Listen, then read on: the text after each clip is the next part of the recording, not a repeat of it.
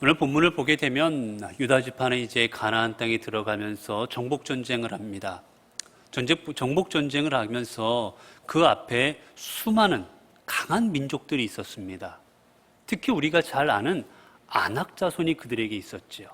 그러나 아낙 자손이 되었든 어느 견고한 성이 되었든 유다 지파는 다 점령해 나갑니다. 그 이유가 무엇이었느냐? 성경은 분명하게 말합니다. 여호와께서 유다와 함께 계셨으므로. 유다 지파가 그 모든 정복 전쟁에서 승리할 수 있었던 이유는 바로 여호와 하나님이 함께 하셨기 때문이다. 여호와 하나님이 함께 하실 때 그들을 대적할 만한 적들이 없었던 거예요. 어떤 적들이든 어떤 힘 있는 사람이든 다 물리칠 수가 있었던 겁니다. 여러분, 여호와 하나님이 함께 하실 때 다윗이 골리앗을 물리칩니다. 여호와 하나님이 함께 하실 때 이스라엘이 애국 군대를 물리칩니다. 수로, 무기로 전쟁하는 것이 아니라 하나님의 능력으로 감당할 때 그 어떤 적들도 다 이겨낼 수가 있었던 거지요. 그런데 이처럼 이들이 그들 앞에 놓여져 있는 어떤 적이든지 다 이겨내고 나아가는 중이었는데 오늘 본문은 이렇게 들어갑니다. 19절 보면 여호와께서 유다와 함께 계셨으므로 그가 산지 주민을 쫓아내었으나 골짜기의 주민들은 철병거가 있으므로 그들을 쫓아내지 못하였으며. 분명히 산지 주민들은 다 쫓아냈는데 골짜기의 주민들은 쫓아내지 못했다라고 성경은 기록합니다. 왜 골짜기의 주민들은 쫓아내지 못했을까? 왜 이 족속은 쫓아내지를 못했던 것이었을까? 여러분, 이유가 뭐라고 생각하십니까? 왜? 좀 전에는 산지에 있는 강한 족속들은 쫓아냈는데 왜 골짜기에 있는 족속들을 쫓아내지 못했습니까? 성경이 이렇게 말하지요. 철병거가 있으므로. 그들에게, 골짜기의 주민들에게는 철병거가 있으므로 쫓아내지 못했다라고 기록합니다. 그런데 여러분, 돌이켜보면 이전에는 이스라엘 민족보다 더 덩치가 큰 족속들도 있었습니다. 이들이 감당하기 어려울 정도로 견고한 성읍을 가진 족속들도 있었어요. 쉽게 말하면 지금까지 이스라엘보다 약한 족속은 거의 없었습니다. 그럼에도 불구하고 다 물리쳤어요. 그러나 지금 현재는 물리치지 못하고 있습니다. 근본적인 이유가 무엇이었을까? 앞에서는 하나님께서 함께 하셨고 뒤에 가서는 하나님께서 함께하지 않으신 것일까? 그러나 본문은 이렇게 시작하지요. 여호와께서 유다와 함께 계셨으므로. 같은 문장입니다. 다른 문장이 아니에요. 즉 산지 주민을 쫓아낼 때도 여호와 하나님은 함께 하셨고 골짜기 주민들을 쫓아내지 못할 때도 여호와 하나님은 함께 하셨습니다. 그러면 왜 이때는 쫓아내고 이때는 못 쫓아낸 걸까요? 똑같이 하나님이 함께 하셨는데. 이유는 여기에 있습니다. 이들의 믿음에 있었던 거예요. 이들은 지레 겁을 먹었습니다. 여러분, 우리가 전쟁을 하게 되면 지금 우크라이나 그리고 러시아가 전쟁을 할 때도 보세요. 무기 전쟁입니다. 누가 더 센 무기를 가졌느냐, 게다가 누가 더 현대화된 무기를 가졌느냐가 전쟁의 승패를 가름합니다. 마찬가지입니다. 청동기를 가진 군대 그리고 철병거를 가진 군대, 게임이 안 되는 거예요. 청동검은 철기로 내려치면 잘라져 버립니다. 깨져버려요. 그러니까 전쟁을 해봐야 철병거를 이길 수가 없는 겁니다. 그러자 아직 철병거를 갖지 아니하였던 이스라엘 민족들은 야, 우리가 저기 가서 저 사람들하고 싸워봤자 저 철병거를 이길 수 없다? 전쟁하기 전부터 지레 겁을 먹고 포기한 겁니다. 어차피 안 될 전쟁이라고 생각했던 거예요.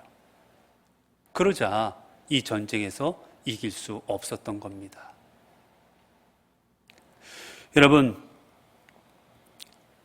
이전에 아낙 자손을 보고 도망갔던 이스라엘 민족, 그들의 거대한 덩치를 보고서는 저들 앞에 우리는 메뚜기 같다고 생각하고 지레 겁을 먹고 도망갔던 그 조상들처럼 지금 똑같은 행동을 다시 한번 반복하고 있는 겁니다.